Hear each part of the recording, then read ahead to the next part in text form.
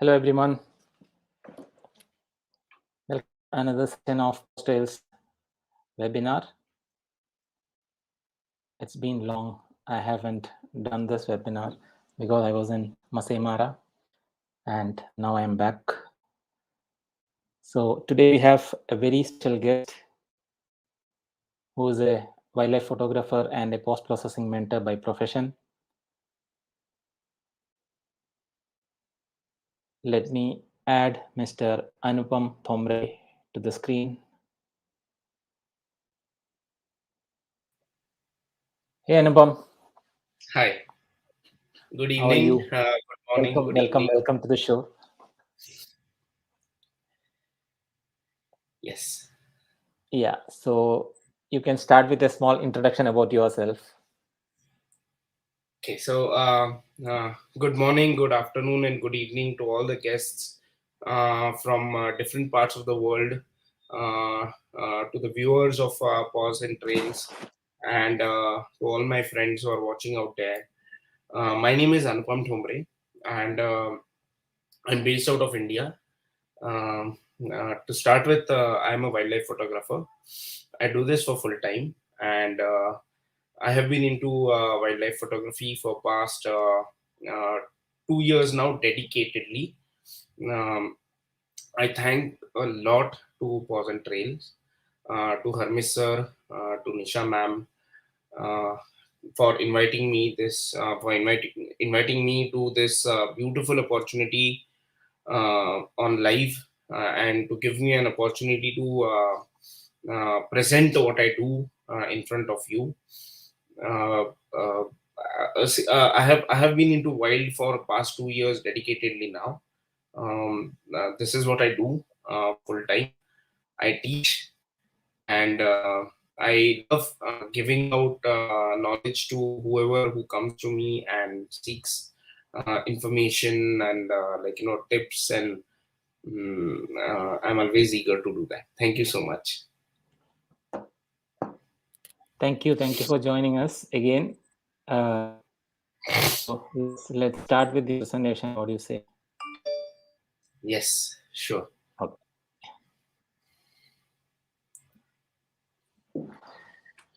So I'm again, as I said, I'm very thankful to Paws Trails once again, and today I'm going to present what I do basically, how I go into the wild, how I make frames, what I look at when I make frames, what I have in mind when I'm going into the wilderness, and some outputs that, what I do. So welcome once again to the presentation. Yeah. So the inception of my journey starts over here. So this was before this, first in my life I went to wilderness with a friend of mine, and he introduced me into wildlife. So it was near Big One, okay, and that is where I went for the first time with a 150 600 mm and a 5D Mark III. That was a best in class equipment at that time. So I was very thrilled that, I had rented it out, and I was going with a group, and I thought that, I will be the person who will be having this best equipment with me. But when I went over there, when I met the group, I saw that almost 90% of the people were carrying the same configuration. Okay. So I was like, okay, now what next? So the, after that, I made some frames, and that was the starting of, what is wildlife, what is birds, what is animals, just to explore that. After that stint, I went to Bandhavgarh, and that is the time when I was literally visiting the forest for the first time. So my entry into wildlife happened in 2015, and that time, um, the entry was with a bang, with 11 tigers in my first ride. I'll never forget that day where, like, it was raining tigers from here, tigers from there, and that is how my wildlife stint began. But again, uh, it was long back, and I don't have those photos anymore because those photos are not of the quality that what I do now. So I haven't used those photos anymore. I don't know where those photos are. After that, I'll just tell you how I came into wildlife. So I did my MS in communications engineering from Durham University, UK. Then I got inducted into SAP as a technical lead. And then I was working on a desk job for almost three and a half, 4 years. Having a business background, again, it got boring. So one and when I went to UK, I was thrilled to have so many photography opportunities over there for landscape, and, like, we youngsters used to travel everywhere. So I went to Bambara, I went to Anwick, and all those beautiful places. And that is when I took my first uh, professional camera in 2011. That was Sony NEX3. That was a mirrorless camera at that time. Sony's best camera in mirrorless. So I had taken that. That is the time when, I was doing photography. I was learning, I was upgrading, I was learning new techniques, editing, post processing, and everything. So I was not new to photography as such, because even my grandfather had a lot of old vintage cameras that he had collected, Minoltas, Yashicas, and whatnot. So I still have them in my Rolleiflexes. I still have them in my custody as a fond memory. So I used to play with flashes back then. So so I decided that I want to enter into commercial photography after while I was doing my job in SAP. And one fine day I came home and I told my wife that I'm putting down my papers, and this is what I want to do. I want to take up commercial photography, weddings, events, everything. But not wildlife. Wildlife was not my main focus then. So because earning was the main priority, and then I Yeah. started weddings and product photography and candles and whatnot. I used to shoot. I had set up a small studio in my hall in my home, and my wife used to help me. She used to be my assistant and backdrops, and we used to go in and shop things and come back, and all those things were happening.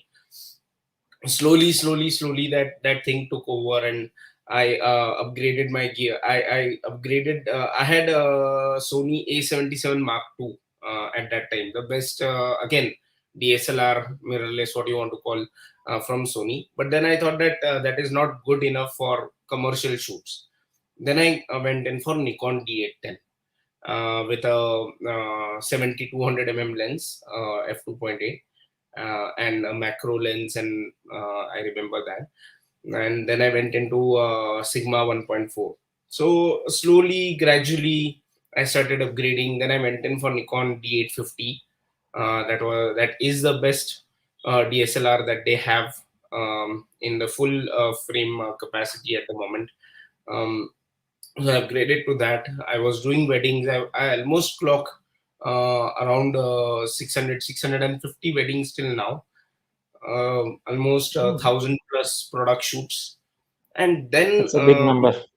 yeah, and then COVID hit. It hit hard. I don't think it missed out. I think so. I hope I'm audible very clearly. There is no Yes, yes, yes. okay. So I don't think it missed any industry. Um, so it hit my profession as well. Many photographers were at home, no weddings, no product shoots as well, because the industry was closed down. So then I thought, what now? Because if this pandemic situation is going to prevail for a long time, then this is not going to work properly. And then I had a quick discussion with a very good friend of mine, I would say brother, and he told me that if uh, I have seen your wildlife photos, and in between this, whenever I used to get bored of shooting people and products, I used to go into jungles. So it was my a small gap from shooting people and products, and I used to go into jungles with my friends, enjoy, and come back, and then I used to post process those, and I don't know, I mean, I used to love being in the jungles. So this friend of mine, he told me that your wildlife photos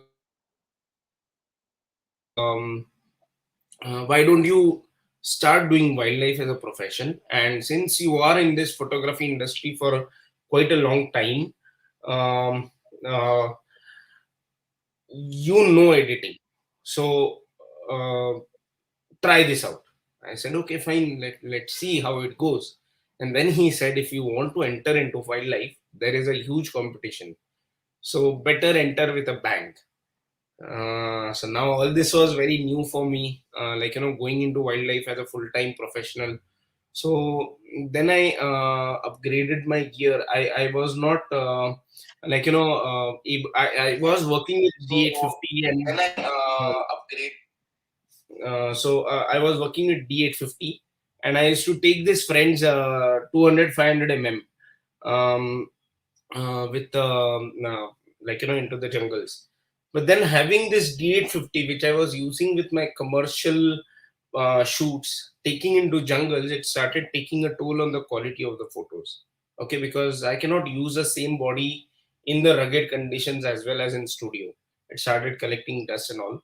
So I went in for a very premium gear for wildlife, that is Sony A9 Mark II and a 400 mm 2.8.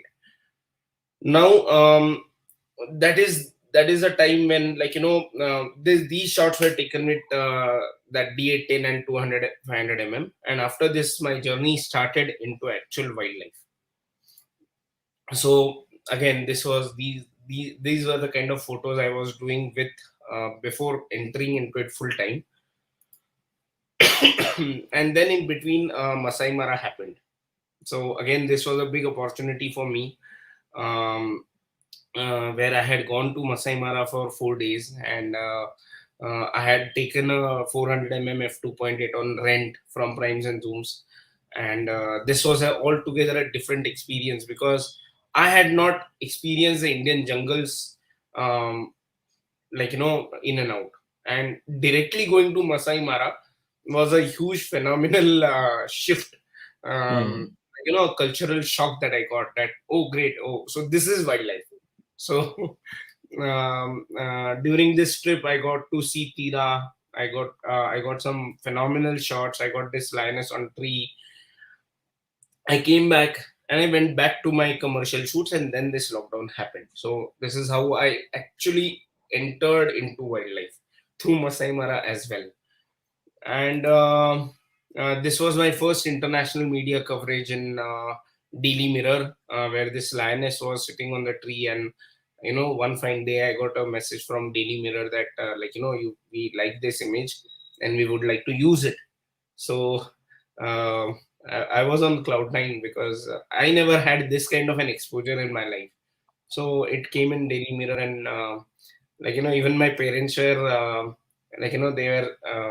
they were affirmed that yes, this guy is doing something out of his hobby or something like that. And this is what made me to shift to wildlife. So as I said, first is COVID-19 lockdown. Then I upgraded my equipment to Sony. Um, I love teaching because I come from a family of teachers. My grandfather was a dean in almost six agricultural colleges across India, and my grandmother was a principal as well. So I was into teaching. I had a background. Then eagerness to travel. Who doesn't love to travel? So opportunities to travel far and wide. making new friends. Each and every tour, each and every outing is an opportunity to make new friends, to make um, to introduce yourself to people, to understand this art more. I take this as like, when I go out with new people, I try to understand what they do as well. So that is a big learning for me when I go on tours with new people. New challenges. So each and every jungle is a new challenge. Each and every outing is a new challenge, and eagerness to tame the uncontrollable subjects with light. So um, as you all know, that wildlife is not controlled. So enough of that shooting models and products and everything in control, light, studio flashes and all that. So this was an opportunity for me to take a new challenge in hand. So that is what made me shift to wildlife completely. So I would like to tell everyone what keeps me motivated, because I get this asked a lot of times, that um, you have not been like you know linked to any big photographer. You have not gone with any big photographers on tour. Who are your mentors? How did you learn it? How did you go about it? So these are the few golden rules that keep me motivated. Shoot irrespective of repeated subjects. So on this first point, if you put me in front of a subject time and again, I'll not say no, because I have seen many people saying, "Oh, okay, I have shot this subject. I don't want to shoot it again." So even if you put me in front of a crow and say shoot, I'll shoot that, because I know how to make the best out of that situation. I always say that if you put a dump in front of me, I will try to make gold out of it in my way. So shoot irrespective of repeated subjects. Concentrate on This frame. this happens this happens to me most of the time when I take people to the same place for workshop. Yeah, So 2 times they come, third time they'll ask me, "Do you have only this place? Do you have only these subjects to shoot?" They don't know exactly what you said. They don't know they can make beautiful pictures with the same subject every day. absolutely, Yeah, absolutely. that's something that every photographer should understand.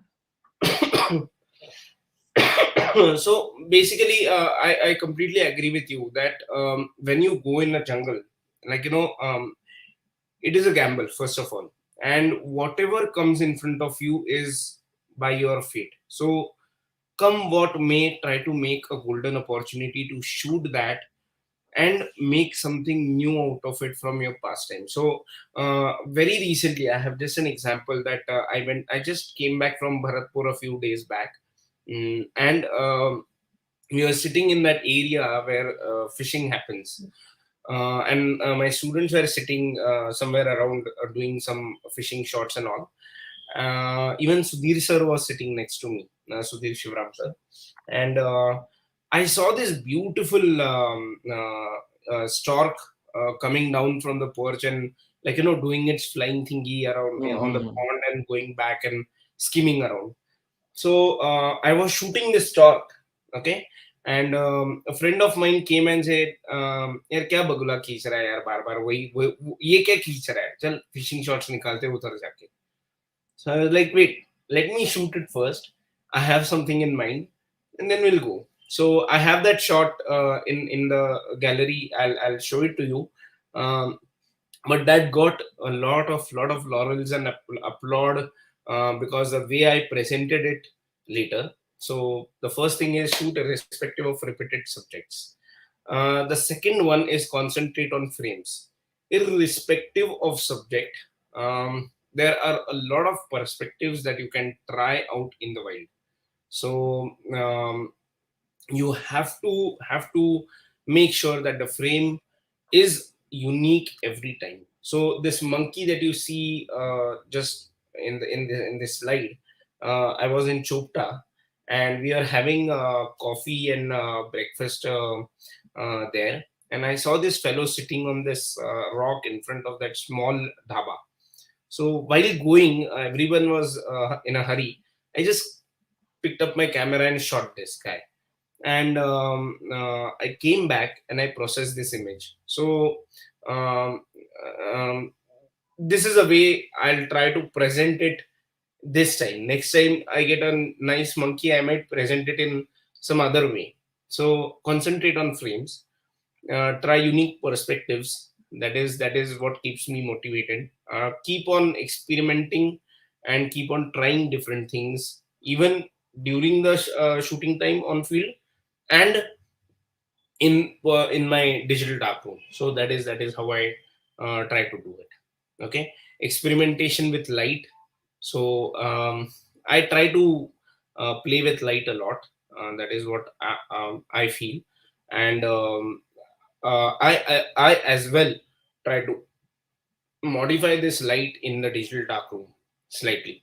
So I know how to use the light, so that keeps me motivated as well. Pre-visualization. So when you see a subject,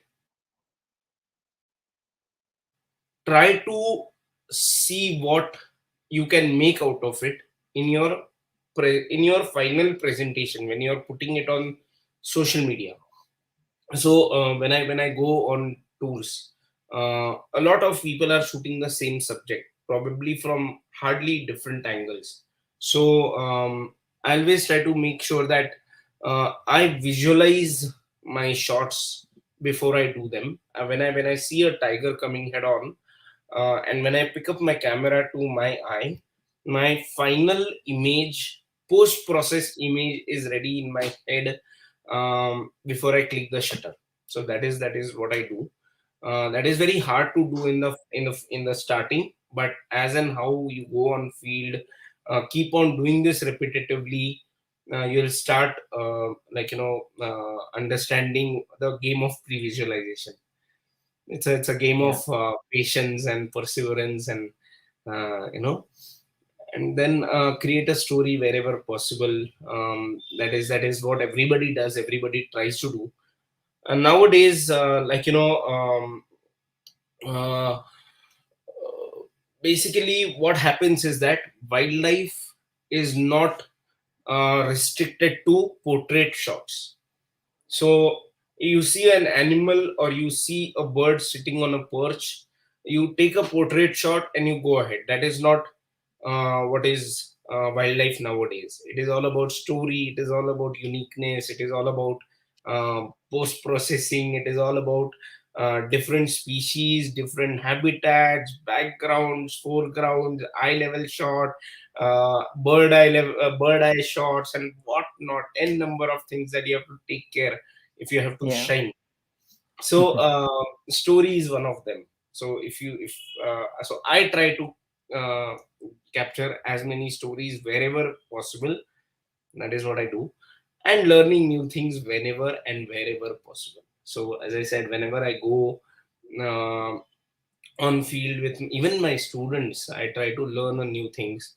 So I have a very good group of friends, who I keep on talking to day in day out, and we keep on discussing new technologies. So one of my friend has he's probably watching the live at the moment, and we have the same gear. So we keep on calling each other, अरे ये देखा क्या, वो देखा क्या, ये है वो है, ये सेटिंग ट्राई कर, वो सेटिंग ट्राई कर, अच्छा ये ऐसे नहीं रीड होता. So we keep on discussing and discovering a lot of things. And I do get a lot of calls asking for suggestions and understanding what should I upgrade to and all that. And during that time also, I make it a point that rather than me giving out something ready hand, I try to understand what the person is doing or what he is trying to do, and studying the way he photographs as well, so that I can inculcate that in my style somehow, somewhere.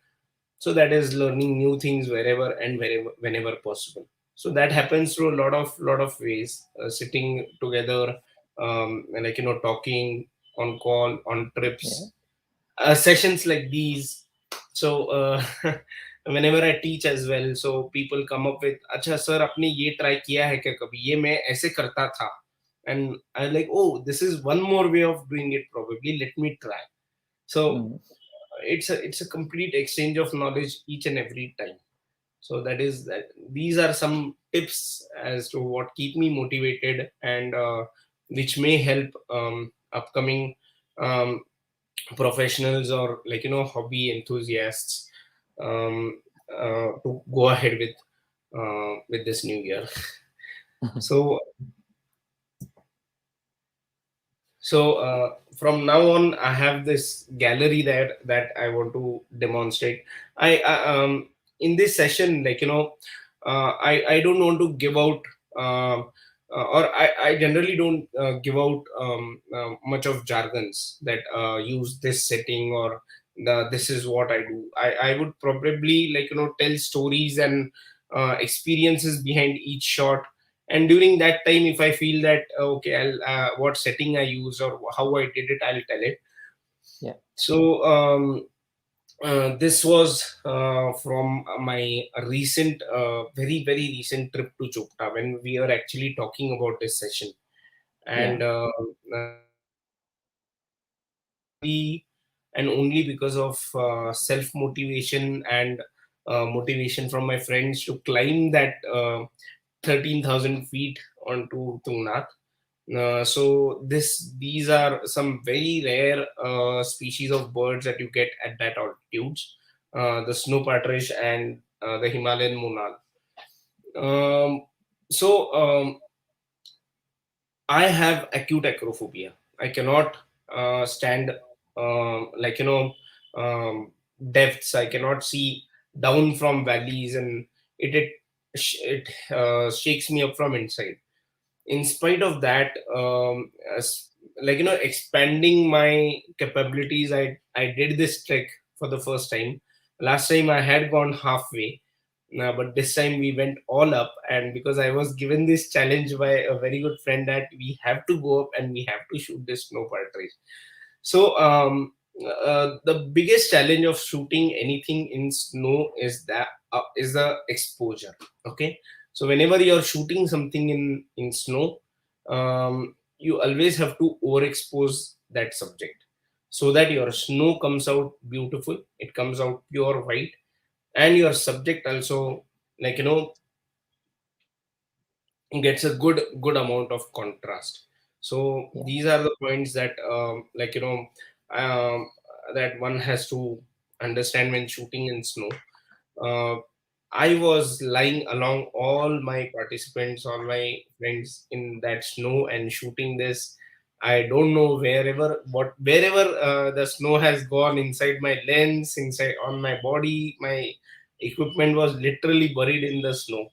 But in spite that, we were able to make these shots. Um, I have kept a mix of mammals and birds as well. Okay, so that is how we have done it. And Yeah. so on the left, you will see this beautiful Koklas pigeon. I have a very nice story and a message to give out through this image. So last time in March, when I had gone to Sattal Chopta, um, I had shot this Koklas peasant. Okay, this is one of the very shy birds that you get over there. But if it waits for you, it waits. You get some beautiful shots.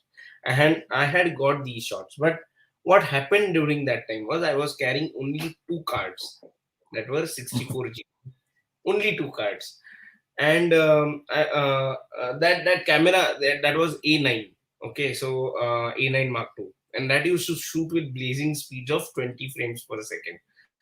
So I used to get almost 600 700 frames in one card, and two cards it used to go like this. Okay, so so I shot this Koklas peasant.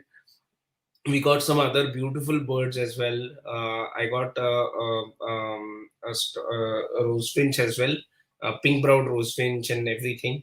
And we were going from one location to another. We were in between travel, and there we were supposed to get this cheer peasant. So the one which you saw in my start, the flying one. So I Yeah. was so excited that I forgot that I had not copied these cards into my laptop, and I formatted them on the camera. And uh, then I remembered that, oh shit, I forgot to copy co-class present. And then sitting there, I purchased this software worth 5,000, 6,000 rupees. I don't remember, but no matter what, I was able to recover this species again. I had lost that species in that trip. So this time I made sure that I get this bird. I get it in such a way that I will never have to worry about it again. That the next time, even if I shoot it, I'm rest assured that I have a beautiful frame of this bird back home. Now I have to concentrate on something else. So this time, in December when I went, um, we got this bird on a rock with a nice green background, and beautiful shots were made out of it. We got it by, like, opening mouth and steam coming out of it and whatnot. We got, so it was waiting for us almost 15-20 minutes on this rock. And we changed positions, and it was not even this much worried that, like, anything will happen. So it stayed there, and I was able to make the shot. So golden point out of this is that always carry cards with you, a lot of them. Second, make sure that you take backups when you are on the field. Make sure that you copy your cards in your computer before formatting them. And third, be aware of what you're doing. Don't get excited on the field. You have to be very calm and composed, because this is technology, and technology is going to fail at some point or other. So your hard disk may get blown away, your cards may get corrupted, something or other may happen. So always be calm and composed and do your um, things very, very patiently. That is one thing that I want to give away. This leopard shot, that which is on the right hand side, I got it in Ranthambore. We were on our second ride, and this fellow decided to come in front of us. So this was a very beautiful light that I got on this leopard. If I show you the raw file, you'll not imagine that this is how the raw file is, and this is how it came out in the end. So this is from Ranthambore. By the way, I have Okay. visited Ranthambore only once. Um, Oh. Only once in my life. That was in November, and I love the place. So I don't, like, go to all the places at one time. I always understand that place first, and then go over there after I have a good connection in that place. So um, I went to Ranthambore for the first time, and I'll show you some shots which are coming up for tigers that I made over there. Again, this jackal that is sitting. This is again made at Ranthambore. Um, Beautiful light, habitat, and, like, a landscape kind of thing, where like, I'm not shooting only the portrait, but the Mhm. drama behind it as well. So these are some shots. So yes, the one in the center for that bird with the wings open, that was the one Yeah. I was talking about. That Okay. is the one that my friend asked me कि अरे ये तो अपने यहाँ पे भी मिलता है, यहाँ पे क्या खींच रहा है. So um, this is what I made out of it. And Mhm. I love monochromes. So I personally feel that like, monochromes bring out the soul in the image. So most of the times I do try out monochromes. The one on the first top is I made in Kanha, very recent trip again. So Okay. this tigress.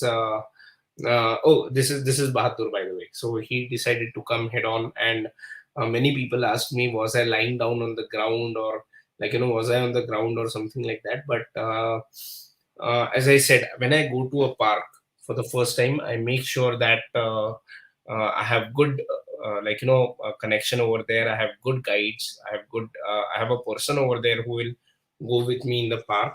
So Okay. this time, a very good friend of mine came with me, and the way he placed the vehicle was the tiger was coming from the top. There was an elevation, and we Mm-hmm. were on a slightly lower elevation where the car was standing.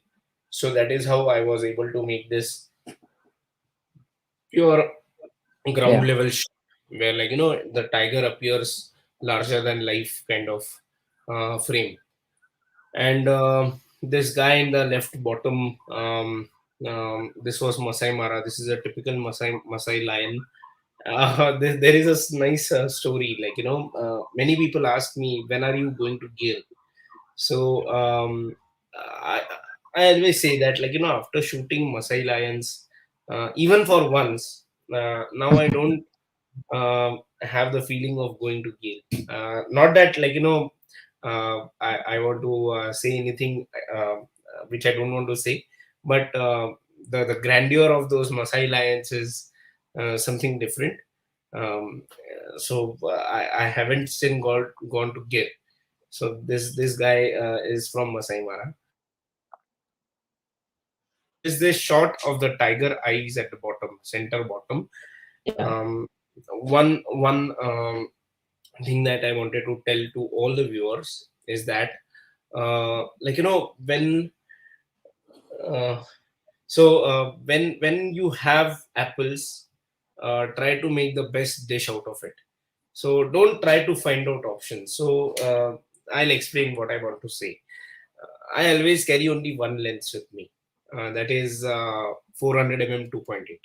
Okay, I don't carry any other lens. So because someone, when I was talking to one very pronounced and very well-known photographer, he had told me that more number of lenses that you carry with you, you become dumb, because then you have a lot of options, and then a lot of time gets wasted keeping this gear down, taking up another, making that frame, and something like that. So I always carry one lens, that is 400 mm, and we are in Ranthambore, and we are just going around from a bend, and this fellow was sitting just 6 feet, 7 feet away from me down in the ditch. Now with a 400 mm, I don't have much feasibility to play around, because if the vehicle moves, this guy is going to get up and go inside. So there was no other option. We had to stay over there. With me, I had my students who were carrying 100, 500, 100, 400, 70, 200. Everything was there. And I was only with a 400 prime, and they got nice shots with him sitting in the ditch and all everything. But then my way of working is that when I have got this equipment, I have to use the best out of it. So, what is the best out of primes is the clarity and the sharpness of the equipment. So then I Okay. decided to focus on the eyes. So Mm. I got some beautiful shots of him yawning, and very good close-ups. So that is how I made this frame. And this frame on the right hand side is of this baby sambar who was in our first ride. So I just love the habitat, the dew and the mist and everything around it. So I just made it, and he was too cute. So with his ears and everything. Yeah. When I came back from the ride, I was asking each and every participant of mine that, did you get the rims? Did you get the rims? And no one was able to understand what I was seeing actually. So I showed them that around the ears you see this very nice, beautiful rim that you have got, which makes his ears stand out. So did you Mm. get that? And that is when they understood, oh, we didn't get it because our exposure was too high when shooting. So Okay. I always try to point out what is the best in that frame, or I always try to see what I can get the best, what is the best feature of that frame. Okay, so Yeah. this is how I see frames. So again, the left one, you are no stranger to these kind of elephants. Again from Masai Mara. um, high key monochrome. This was one of my favorite. This got printed and sent out in a huge, I think so, 15 feet by 7 feet something, in a vertical, and sent to a client. So this is a favorite shot of mine. And this guy, this cheetah again, this is a eye level shot. So we were standing at a lower elevation. I had made sure that the Land Cruiser waits at a lower elevation while I get this guy on slightly on top. So this is how I got this shot. And this rhino, which is in the Yeah. center bottom, this was the Yeah. first time I was shooting rhino. So I didn't know what. I mean, I had never seen a rhino in my life. So Mm. this was the best that I could do. I got good shots. He came on the road and everything, but this was the best that I could do in an artistic manner. That I show the form of the rhino, and like with the Yeah. typical Mara setup and the clouds building Yes. behind him and everything. And again the wildebeest. So I just love this subject. The reason is that it has a very unique character. It is not a cow. It is not a buffalo. It is not. It is something different. And these guys give a very unique value. And when they behave and their mannerisms are very different, the textures that you create with them, they are superb. And the mane falling on one side, it's very dramatic. So I love this subject altogether. So uh, in this, as I said, I always try to create a story. Very very common subjects, a cormorant and a darter. And I just saw them swimming. This darter had already swallowed a fish, and this cormorant had gone to him in hope. And I just thought, why not? This will be a very beautiful frame. And they both are talking to each other or something. It just looks like they are communicating with each other or something. Yeah. So um, very and during this frame, I was flat on the ground in the mud and all that. So this is how I think of making stories. And this one was from my last the visit to Bharatpur in February. So these pelicans I got with a 2xTC teleconverter. So practically I was shooting with a 24 pixels sensor with a 800 mm 5.6 Okay. zoom. Okay, so that is why I got this kind of a foreground and a background and everything. So this one was again awarded frame. And this one is my favorite, the one on the right hand side. So The um, secretary bird. this is a secretary bird. So one of the most unique birds that I have ever seen. And I got it with the nictating membrane as well, with the Yeah. blue shade in its eyes and the feathers all ruffled up and everything. So this one uh, went to many places. It got awarded at many places. But there is one more story behind this frame. So I when I came back from Masai Mara, I was very excited to post process these images. So during that time, I post processed this, and it came out really nice. But then after a year, I revisited this specific frame. And by that time, I had upgraded my editing techniques, the process flow and everything, and I re-edited Yeah. it again. So that time it came out to something different. Okay. And then again this year, 21 last year, I again revisited it, and I again post processed it. So this time it came out something different altogether. So this was the best version that I could create out of it. So this is how I do it. That when I see when I edit a frame and I love that frame in particular, I go back to it time and again, and I test myself on it again and again. So this is how I do it. एक बार once I edit it and I keep it away. I never do that. For other images, yes, I do, which are normal, which I can get again and again. But for frames which are very unique, I do make a point that I visit them time and again and keep on re-editing them with the new techniques that I learn, or which I have upgraded with myself. So this is the third rendition of the secretary bird. Yeah.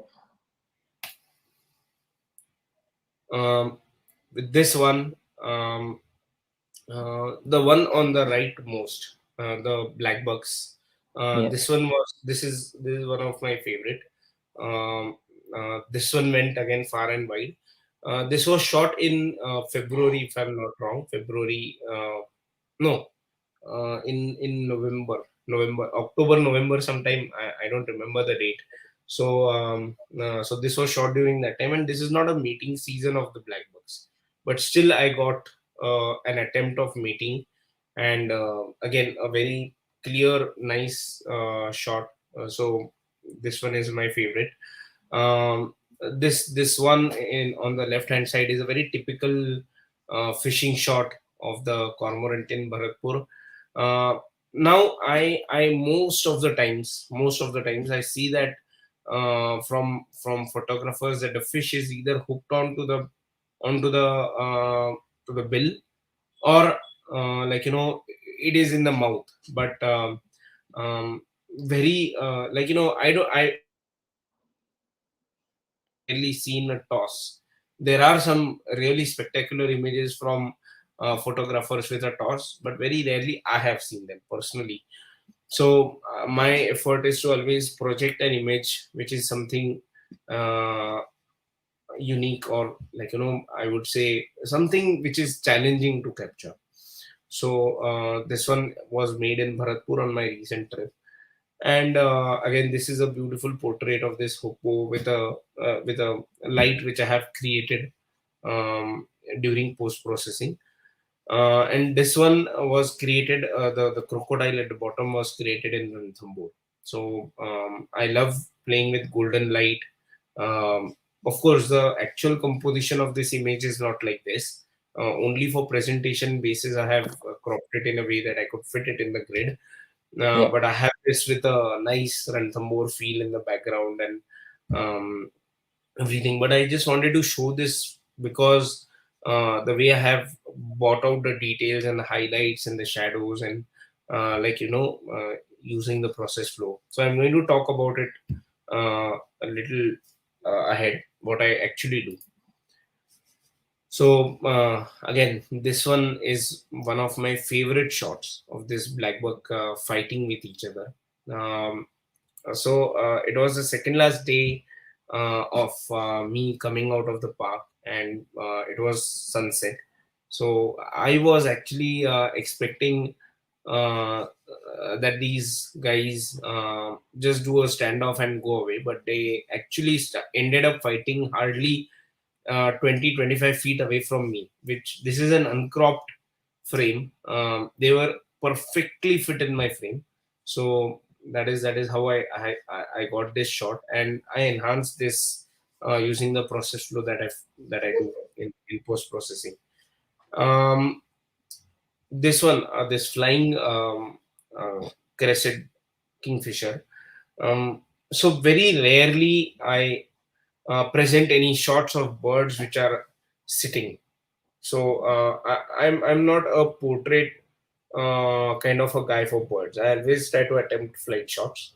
So everything that I shoot, I will have at least one flight shot of that bird, come what may. So if it is not good, I'll still have that. Next time I attempt it again with a better setting, and I try to get the flight out of the bird sometime or other. So the last time I had gone to Satal, I got this crested kingfisher, but not so well. This time it was really nice. So this is what I got very recently. So now the tigers. Okay. So many times I have been asked that are you a tiger photographer? So my answer to this is no. I um I don't shoot only tigers. I'm not crazy for tigers. I'm not crazy for big cats as well. I have seen people who are just big cat experts and big cat photographers, trackers, whatever you want to say. But I'm not like that. Whatever subject that you put in front of me, I'll shoot it. So the one on the top left was from Kanha. This is Neelam, okay, and this one is Arrowhead at the bottom. So this is again shot at eye level, the same way Gypsy on a lower inclination. This is again Neelam from Kanha. Again a monochrome, trying to do something out of it. And this one is from Kanha again. I don't remember this guy. I think so, Bahadur. I'm not very sure. Experts can say much easily what tiger is this. But again, a low key, high contrast, high color capture or a post processing output is what I've tried to create from this. So this one is my favorite. So this time when I was in Ranthambore, um, Arrowhead, I got this opportunity of playing with light, and luckily the light was hitting the eye. Okay, so I made it a point that I am very low on exposure. Only the eye is visible, and this is how I post processed it, keeping the eye and the portion of the portion around the eye in focus. So this is like 40% efforts in post processing. So again, I would like to say that many people who might be listening to this think that I am more of a post processor rather than a photographer. 99% of my shots are not manipulated. They are how they are. So when I say manipulated, I mean that I do not remove anything from that frame. I do not add anything to that frame. 99% of the frames are not manipulated. They are how they are. Only working on the textures, light, details, and the overall presentation of that frame. So I just want to elaborate over here what I do. So I myself work with a very renowned technique called as luminosity masks. Luminosity masks are actually working uh, with your Photoshop process flow on steroids. So you can create your own luminosity masks. There are a lot of videos on YouTube. You can check that out. You can create your own luminosity masks. You can create them in actions, or you can work with plugins which help you to create your luminosity masks with very easy techniques. So I use a tool called as TK8. I use that. I teach that as well. So you can see the videos on YouTube how to use TK, that is Tony Cooper's panel. If you are trying to download it or purchase it, and if you don't, or like I would put it in this way, that it is very very complicated to understand what it does. If you know the tool very well, it's like a cakewalk. But if you have someone to explain you how to use it, it becomes very easy. And But if you see the panel, you get bamboozled, because you cannot expect to learn the entire TK panel on your own. Or I at least use hardly 20, 25, 30% of the entire power of this panel. It is that powerful. So I use this technique to edit all my shots.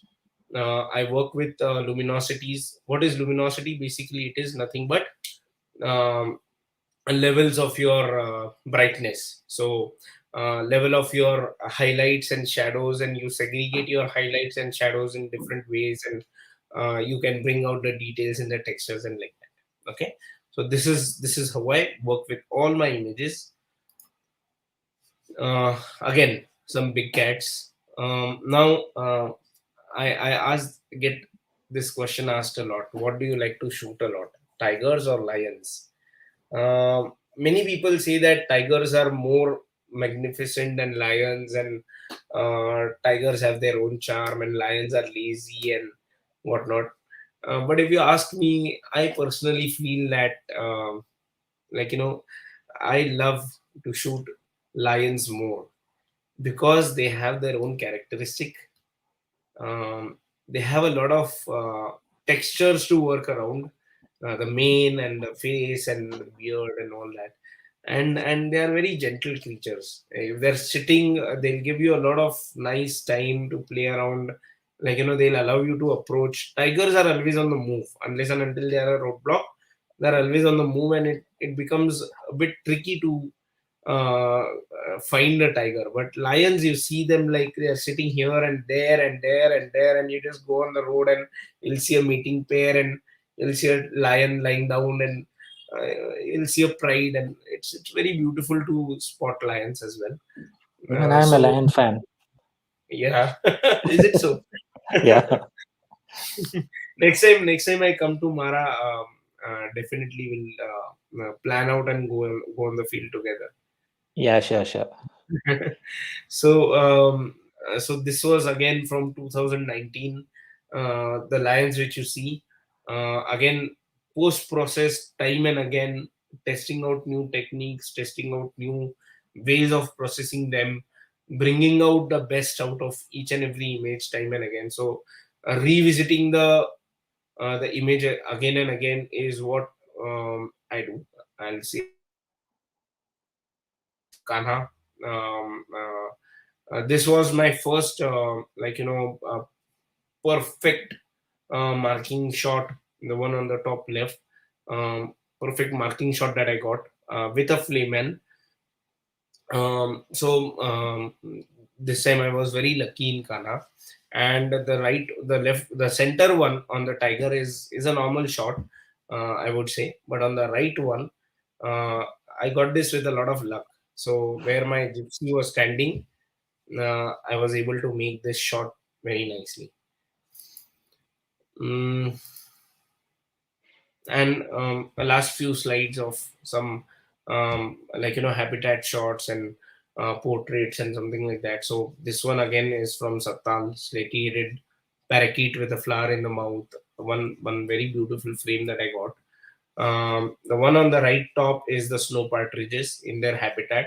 Um, this was at 13,000 feet at Tungnath. Um, One of the most worthiest climb that I ever made. Um, the one on the bottom left is the Indian eagle owl. This guy sat in front of me for almost half an hour. So I got some beautiful shots of this guy. This osprey. So this again, I go to Big One to only one guide, and he knows how I shoot. So this guy was sitting on the pole, and I spotted this osprey, and it did its thing. It did the shit, and he was ready to fly. So I put my 400 on the beanbag, and I was ready eye level on the water. And this guide of mine, he spun the boat. The way the osprey flew, he spun the boat in the same direction. So I got almost 100 shots of him steaming on the water, and with the fish in the hand, like in the claws and everything. So beautiful shots I got of this. I almost made 120 shots in 8 seconds, 7 seconds frame that I got of shooting it. So, and this one is a typical shot from Bharatpur, the darter with its wings Yeah. open and everything. So, um, this one is about the wolves, and the hyenas and the foxes. So I go to Big One almost twice almost every month, and it is known for its wolves, Indian grey wolves. So I have got some very beautiful opportunities where I have I have literally come close to touching these wolves, like hardly 2 feet, 3 feet away from the car. I have seen these guys. So these are some beautiful frames of the wolves. Um, One advantage of using the 400 mm over 600 mm for mammals is that um, you can convert this 400 into 600 at your will using a teleconverter, but you can't do it the other way back. So that is one big advantage that or reason why I use a 400. Yeah.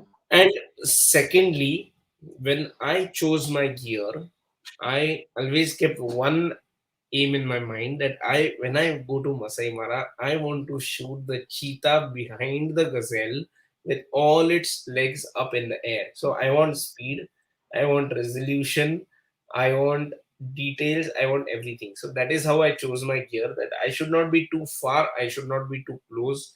So this is how I want the frame to be, and that is why that is how I chose my gear basically. Okay. So. The one on the bottom left is of these 2-month-old hyena puppies. So I was the first one to shoot these in these locations, and very very beautiful moments. This one is shot at almost 4:30, 5 o'clock in the morning. So high ISO, low shutter speed, you call it, and I did it. I mean, the most troublesome techniques I have used to shoot this hyena puppies. Okay, this one is a fox pup that I got. Very beautiful pup, and this guy, the chameleons rarely come on roads, so they are always on the trees. But this one was on the road crossing, and I luckily got to shoot it on the road with the eye level and everything. So this one I have, and. Birds in flight. Um, so this is the beautiful cheer peasant on the left. That's a good Uh, collection. thank you so much. On the left bottom, very lucky sighting, as I'll say. This was from my last to last Satal trip, and the Oriental Dwarf Kingfisher, the center bottom with the wings open, a common Kingfisher with the wings straight up at Bharatpur, the Lagar Falcon in Tal Chapar, this Tawny Eagle top right at Big One, spotted owlet flying directly into the lens. This guy was very funny, and this was the most um, difficult shot to compose because I had to have a background supporting this shot. So I shot this at almost at 1 by 10,000 shutter speed at 2.8. With 2.8, getting this kind of this thing is a bit difficult because if your camera leaves that focus, then it becomes very difficult with a very shallow depth of field. And this is the Sparrowhawk near Lonavala. So, Okay. and I think so. I should be closing this off because I don't want to bore people going on and on about how I do it and what I do. It was a great presentation, Anupam. Thank you.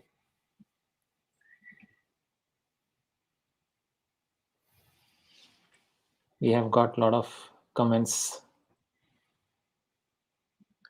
We have a question: using 400 mm to f2.8, do you generally shoot at 2.8 or do you pump up the aperture? Okay. So, a very interesting question. The reason why we invest in a 2.8, 400 mm 2.8 is for that power of 2.8. I almost think all the lenses in that 2.8 range cost up and above 7 lakhs. So, if you are getting that power of 2.8, why to bump up the aperture? That is one thing that I say. And uh,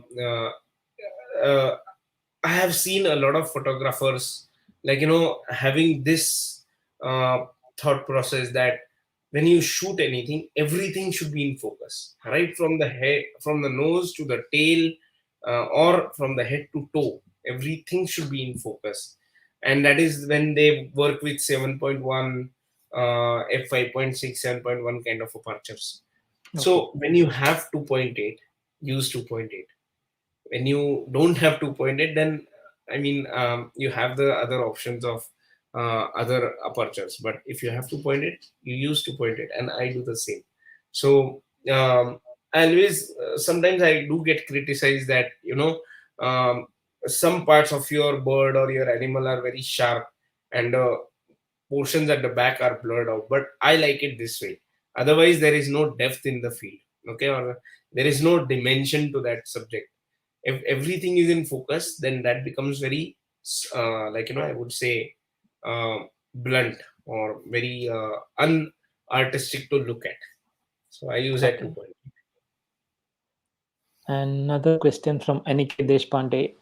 Now with 20 frame per second or 30 frame per second, can you shed some light on how you curate your photos for editing? um, That's a it's a big very, issue that every photographer these days face. Like I almost know. all the cameras that are Yeah, coming up now, especially mirrorless, they have mirrorless. 20 frames, 30 frames. Absolutely true.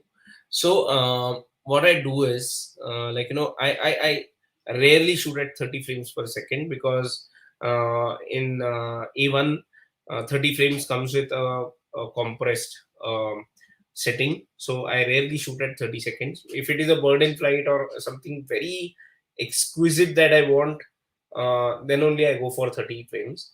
With 20 frames, what I generally do is I use a process flow of importing everything into Lightroom. I spend, if it is a big trip, like, if it is 3 days, 4 days trip, I almost spend the same number of days, not editing, but removing all the unwanted stuff. So I keep 1 day for every 1 day on the field. I Okay. rate all my images in Lightroom as per the preference that I want to edit them in. So all the images uh, right now, or in my first lot, are rated 5. Then, which I think that can be turned out into something, are rated 4. Third, 3-star rating is what I give to ठीक है देखते हैं बाद में. Okay, they are rated 3, and the rest 2 and 1 stars are all chucked out.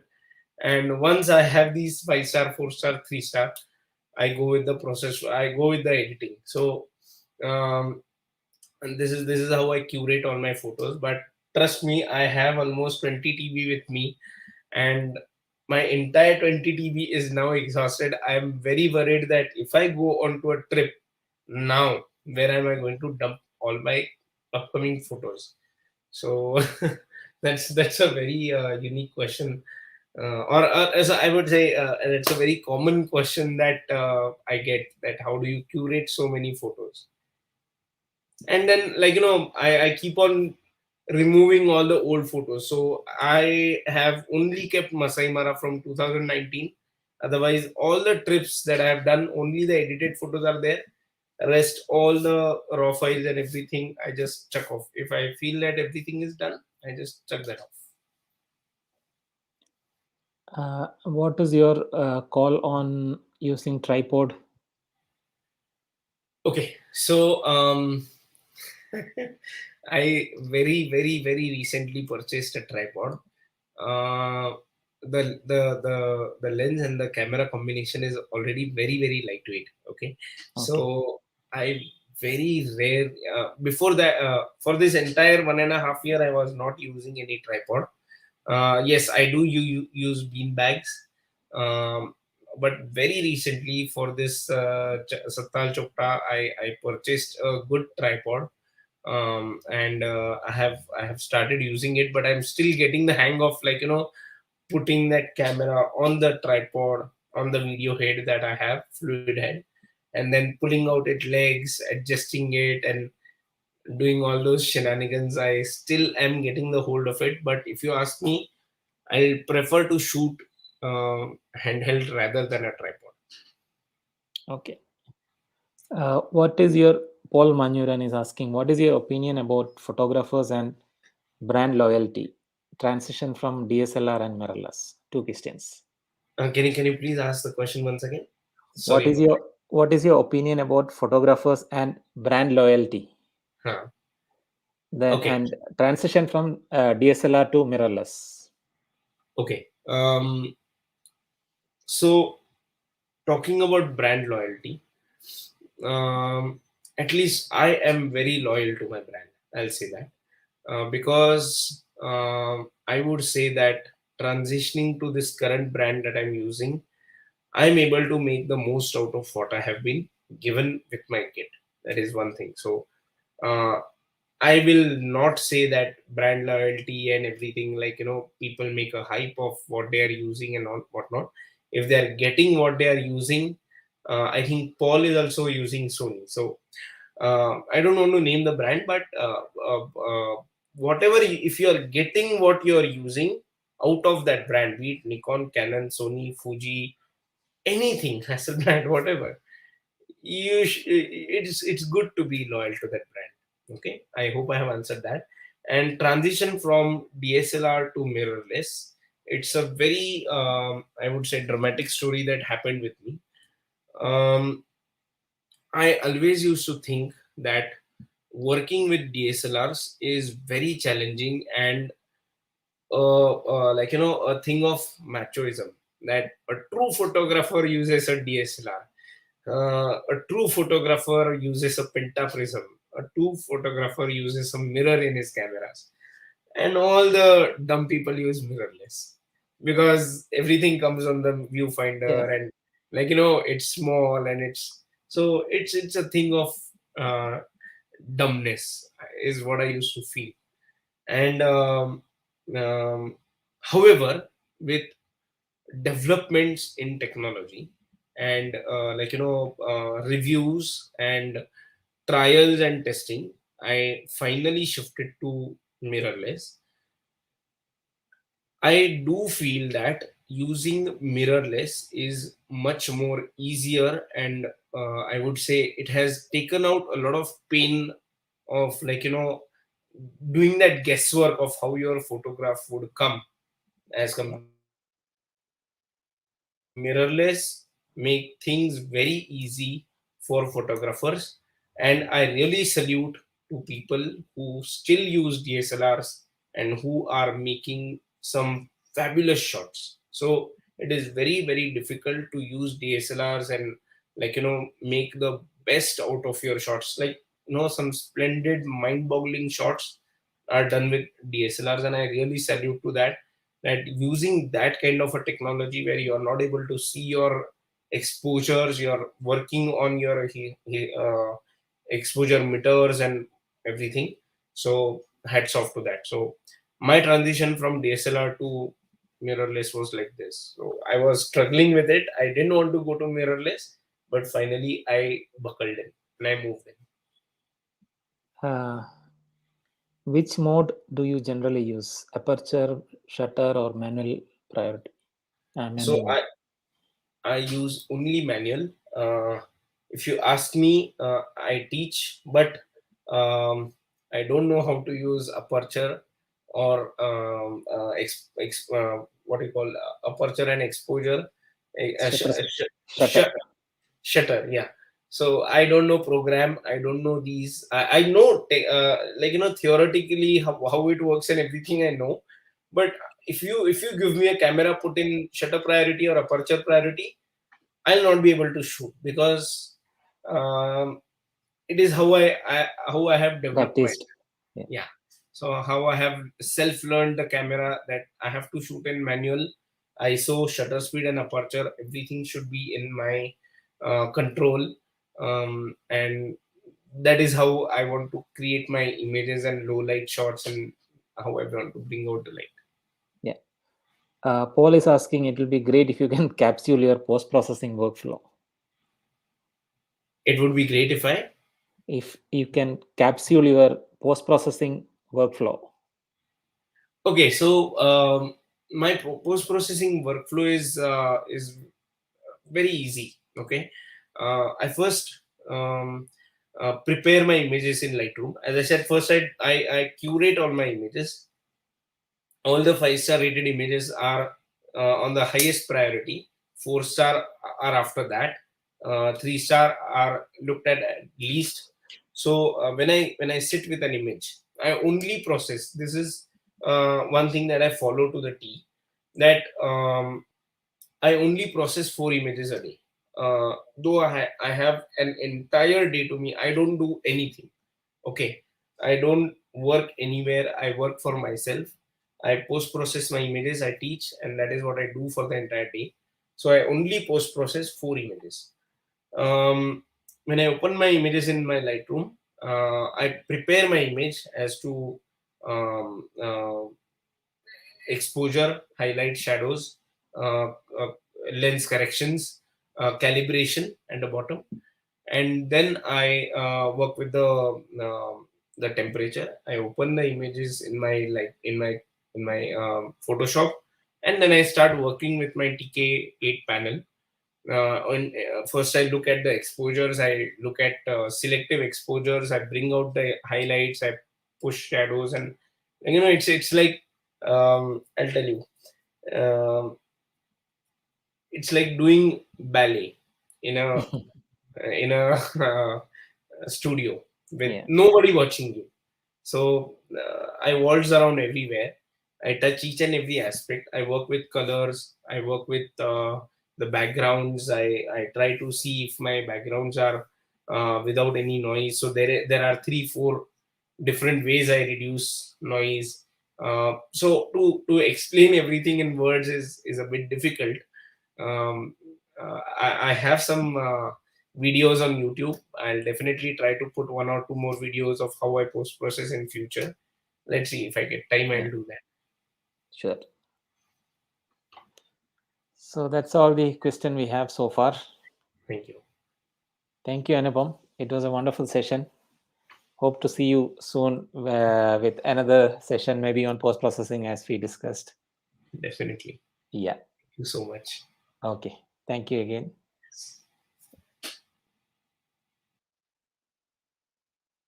So that was Anupam Thombre. A very, very nice presentation. Beautiful photos. Inspiring session. And we'll be back on 12th of this month with another session. I'll be updating the posters soon. Until then, take care. See you. Bye for now.